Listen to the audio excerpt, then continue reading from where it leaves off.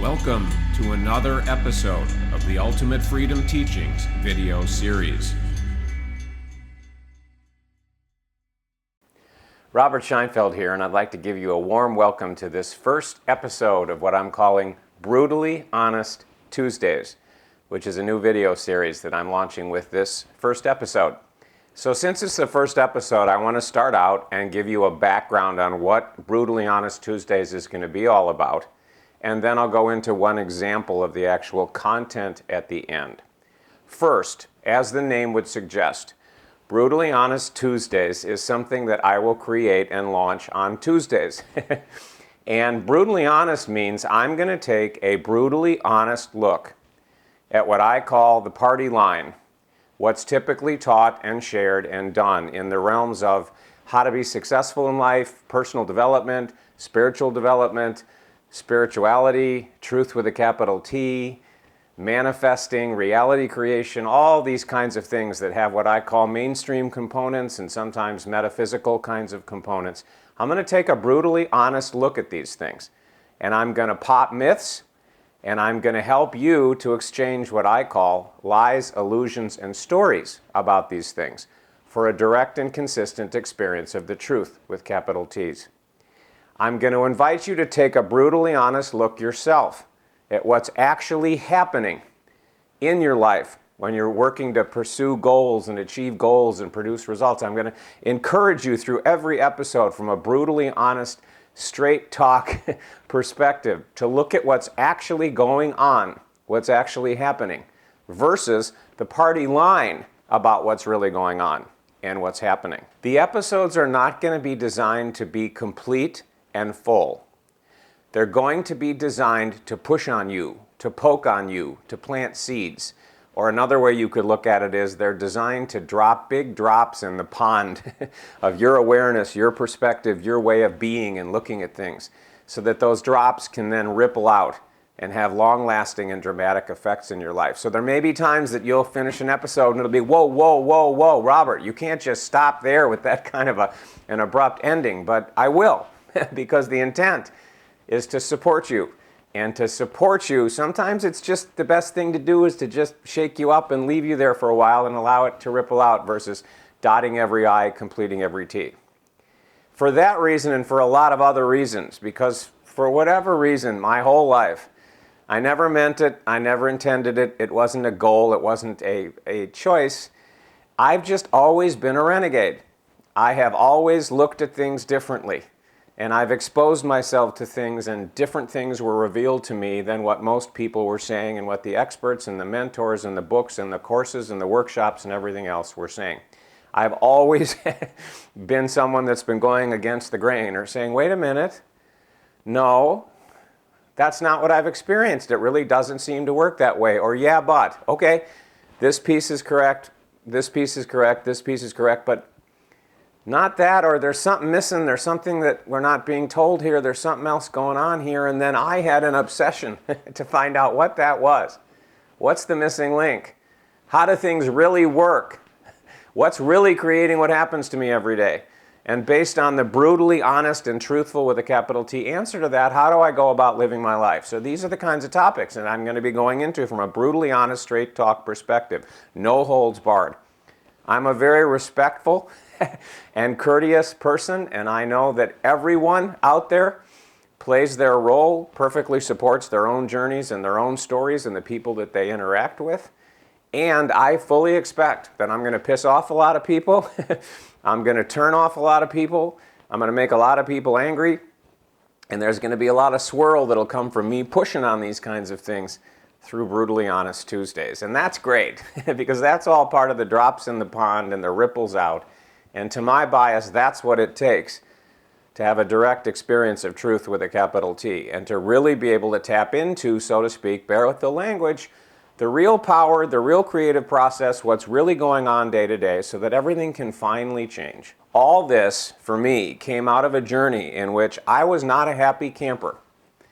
And I was not able to produce the kinds of results that I wanted, or if I produced them, I couldn't hold on to them. Or if I produced them and I held on to them, then there was some other problem. So I either couldn't produce the results that I wanted, or if money was going really well, and career was going really well, then my relationships weren't. If my relationships were, then money and career weren't, or there was some other whatever, and I could never get all my ducks in a row, and I could never find any technique, any system, any method, any practice that reliably helped me to produce all the results that I wanted. The magic bullet technique for manifesting, creating, attract. I was never able to find it. I was never able to find anything that worked. And I became desperate.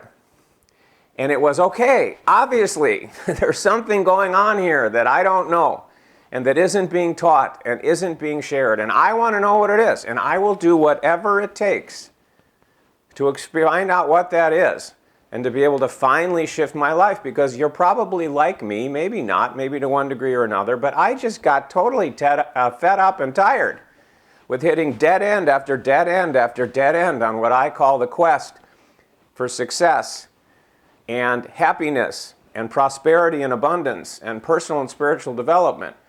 Wanting to produce something, looking for a technique, looking for a mentor, looking for a teacher, looking for a practice, looking for the magic bullet technique that would be like a magic genie. I could pump anything through it and get what I wanted. You know, and dead end after dead end after dead end, or not being able to get all the ducks in a row at the same time. And so many things happened to me that made it so clear. My bias, all of this is my bias, and I do not apologize for that, and I'm being totally transparent, straightforward, and straight up on that. It became very clear to me, and if you stick with me on this series and other things that I do, you'll discover it became really clear to me that this is not creating my reality, which we'll get to in a minute. My thoughts aren't. My mind aren't. My intentions aren't. What I focus on aren't. It's something else. And again, I wanted to know, what is the something else?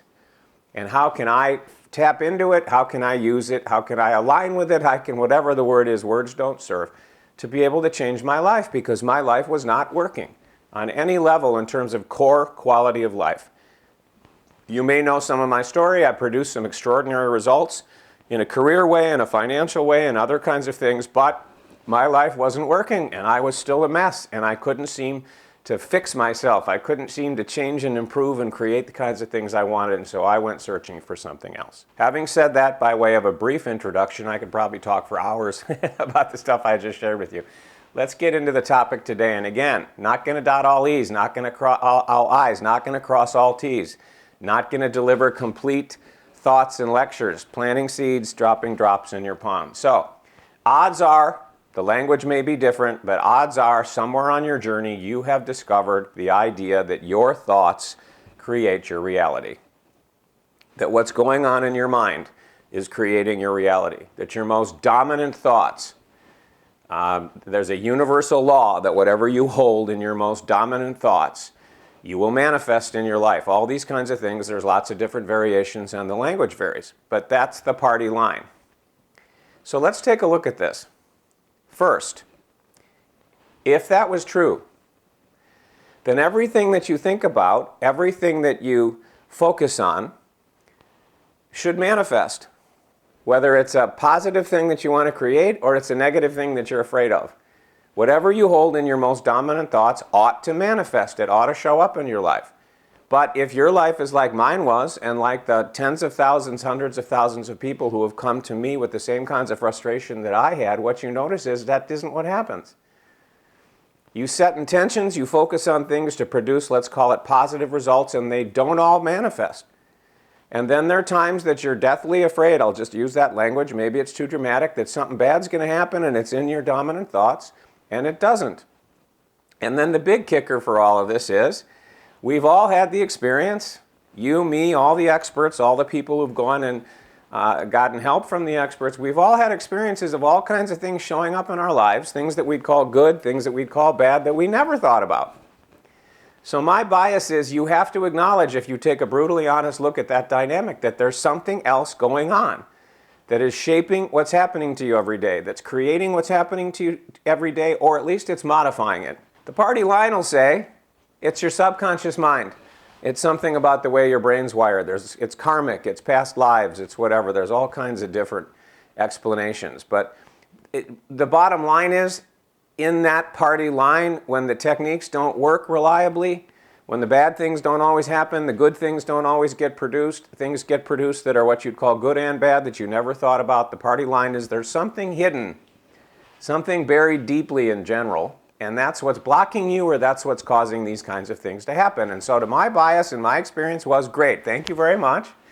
I appreciate you telling me that there's something hidden deeply that I don't know about that's causing this, that's blocking this, that's responsible for the good stuff, that's responsible for the bad stuff, that's responsible for the erratic nature of what appears. And then there's all kinds of prescriptions and recommendations and tools and techniques and healing dynamics and other things that you can do to try to find what that deeply hidden thing is and heal it. But even then, my bias is in my own story and in the story of hundreds of thousands of people that I've interacted with or that have embraced the teachings that I'm sharing is that doesn't work the way they say it does either. It isn't consistent that you can always find what that deeply buried thing is, or that you can deal with it, heal it, erase it, change it, whatever. And the party line techniques, my bias, the bias of so many people that come to me is, don't address this, don't work reliably. And so that's the first piece. If your thoughts really create your reality, then the things that you think about, good, bad, whatever, ought to manifest all the time, but they don't. And you shouldn't be able to create anything that you never think about, that you never thought about. And history is filled with examples of people that had little successes, medium-sized successes, gigantic successes with things they never thought about, they never intended. J.K. Rowling, the author of the Harry Potter books, is a perfect example of that. There was no conscious intention, no thoughts, if you study her story, about writing a book series that would rocket the way that did and make her one of the richest women in the world, if not the richest woman in the world. I don't know how it never crossed her mind. She was a single mom. She wanted to make enough money to be able to take care of her and her daughter and to be able to write, which she had a passion for. And that's it. There was no trace of any of this other gigantic success that happened. And so to me, you got to take a brutally honest look at this stuff and say, how can that be? What's really creating what's happening if something like that can happen, that she never thought about it, didn't want it, didn't intend it, didn't use any technique, and yet here's this monster success that came out of nowhere. And then here's the last drop in your pond, and then I'm going to leave you with that until our next episode, until I come back to some of this in future episodes, which is this. The party line is your thoughts create your own reality. All right, so what's a thought? Have you ever really thought about it? I never did. Until maybe at the time of this recording in July of 2015. I never thought about it until maybe a couple of years ago. What is it that we call a thought? Well, I, on my journey, was taken into a brutally honest look at that. What we call thoughts, to my bias, you may experience another variation. There's one of several things that happen that we call thoughts. One is we hear a voice talking in our mind. 2, we see a still photograph, an image of something appearing in the mind. 3, we see a video playing in our mind that's very much like you watching a video on a TV or whatever. It's movement and there's things happening and it's almost like there's a screen in your mind and you are somehow in some magical, mysterious way that I'll get into in future episodes are watching that video that's appearing in your mind. And the 4th option is what I call a thought ball. And a thought ball means it's not a voice talking, it's not a picture, it's not a video, but it's some mysterious something that somehow is communicating information to you and you just know the information. But it's not a voice, it's not a still photograph, and it's not a video. But somehow you just know. And people have different words for that. You know, intuition, sixth sense, channeling or whatever. I mean, there's all kinds of different explanations. But those are the only 4 things that appear in the mind, what I now call inner space, that we call thoughts. So, and again, I'm going to drop drops in your pond. We could talk about this for hours. But I'm just dropping some bombs and dropping some drops, and I want to have it ripple out by having you take a brutally honest look at something you may not have before. So let's take those. Let's say that a voice appears in your mind and talks, and it says da-da-da-da. How could a voice that appears in your mind and talks saying da-da-da-da manifest anything in your life? It's just a voice. If you see a still photograph of a whatever, how can that translate into something happening in your life and people, places, and things doing things related to what's in that photograph? All it really is a photograph appearing in what I call inner space that you're seeing. If you see a video in which da-da-da-da happens, How can that video, which really in many ways, we'll get into this in future episodes, especially if people ask me, so ask me if you want me to. When you're seeing one of these videos, when you're seeing one of these photographs, when you're hearing one of these voices, the actual experience of it is no different than if you're watching a movie at home with a DVD on your TV. Same experience. You're watching this video in which all of this stuff is happening. You're watching a still photograph or a painting that's on your wall that has da-da-da-da in it, or you're hearing a voice like you hear somebody else talk. Where's the power there? And if there's a thought ball that's somehow communicating information to you about something, how can that reach out and shape people, places, things, and events to put money in your bank account or whatever? Now, again, we could go into this forever. The party line is, well, thoughts are things, and they have energy, and they have vibrations, and they go into such and such dimension or whatever the story is, and that energy then manifests itself, and it translates into all these things, and okay, it's a great story. To my bias, that's not what actually happens. To my bias, there's no power in any of this stuff. The real power is somewhere else, because that's what I discovered. I said I was obsessed with what's really creating what's happening every day, and I wanted to be able to bear with the language, work with that, instead of all the stuff that doesn't work and the party line and the stuff that's unreliable and all these problems, so to speak, with these approaches, on top of the fact that they fail more than they succeed if you're brutally honest about what happens out there with people using these manifestation, attraction, success techniques. Are there success stories? Of course. Are there testimonials? Of course.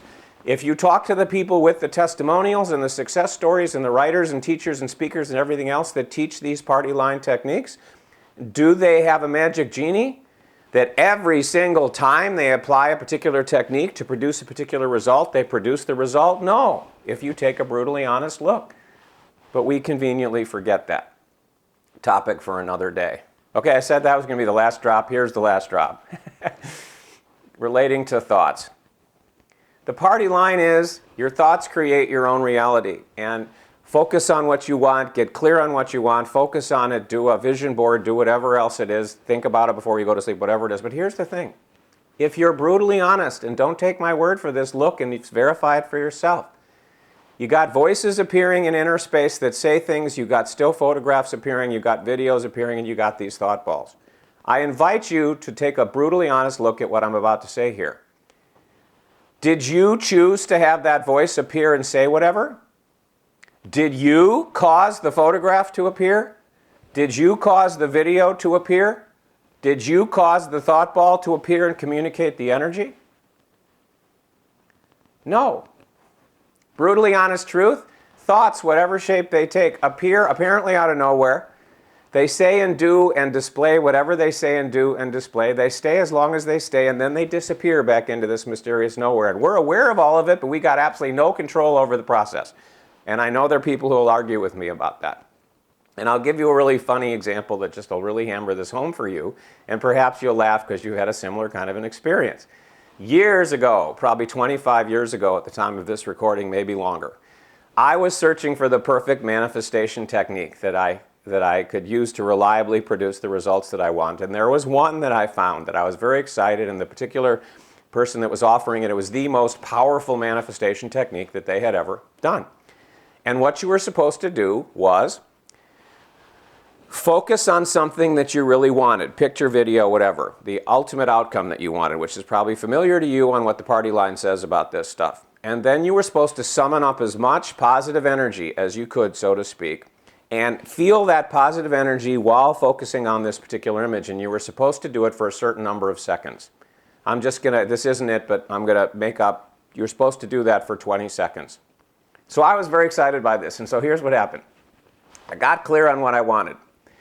I got clear on the picture that I was going to focus on, the video of what it was going to look like for me to get that result. And being the anal, do it exactly the way that the system is taught guy that I used to be, I had a little timer. And I set it to 20 seconds, 25 seconds, whatever. And then my hope was that I'd do what I did, and I'd hear the ding of the timer, and then I'd be able to stop. So here's what happened. I closed my eyes, and it was like, okay, I'm holding the feeling, I'm holding the thought. Ah! The thought disappeared. And then I was shit. I didn't hold it for 25 seconds. So, okay, I would do it again. Set the timer, okay. Ah! The feeling disappeared. Okay, try it again. And I'm not exaggerating here. This is exactly what happened. So it was like, set the timer. the picture disappeared. And at the moment that this was happening, I didn't see the stuff that I just said to you. I was still caught up in wanting it to work and the party line of how powerful it was and why it worked and da-da-da. But the reality was, I couldn't hold the picture. I couldn't hold the feeling. And then ultimately what happened, I tried this for a long period of time, and then finally I heard the ding. You know, I was able to see the video, I was able to have the feeling, I heard the ding, and then guess what? The picture never manifested. I mean, that to me is what happens. And so my journey was about finding out what else is going on behind the scenes, what's really shaping what's happening to us every day, what's really creating a reality, and how to work with that. I'll just use that language. It's not accurate language, but you'll know what I mean. And I ultimately found that, and then went deeper into it and deeper into it. So this is my first Brutally Honest Tuesday. Those are my drops in the pond that will ripple out. And what I invite you to do, don't take my word for this. Don't ever take my word for anything. Look. Be brutally honest. Look at what's really happening. For the next whatever, day, 2, week, whatever, take a look at what you're calling thoughts and see if what I said is true. Are you causing them to come in? Are you able to make them stay? Are you able to make them go away when you want to go away? Now, some people will say, yes, I have studied a technique and I can make these things go away. But in general, if you look at what's going on with thoughts, they have a life of their own. They appear when they appear, they do what they do, they leave when they leave. And there isn't really any ability, with some exceptions it can appear that there is, but in general, that's what happens. And they don't really create your own reality, something else does. So put that in your pipe and smoke it. That's my first Brutally Honest Tuesday. On that note, I'll say bye-bye. I'll let the ripples from this ripple out, and I'll look forward to our next form of contact, whatever shape that takes. Bye-bye for now. If you'd like to get more information on what you just discovered, go ahead and click on the Learn More button that you'll see appearing in a few seconds.